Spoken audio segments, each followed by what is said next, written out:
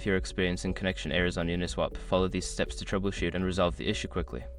This guide will help you get back to trading efficiently. Step 1. Check your internet connection.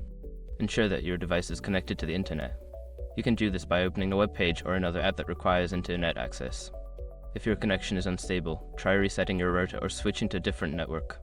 Step 2. Clear browser cache. Sometimes cache data can cause issues with website functionality. Go to your browser settings and clear the cache and cookies. After clearing, restart the browser and try accessing Uniswap again. Step 3. Update your browser. Using an outdated browser can lead to compatibility issues. Check for updates in your browser settings and install the latest version. After updating, reopen the browser and navigate back to Uniswap. Step 4. Disable browser extensions. Certain browser extensions can interfere with website operations.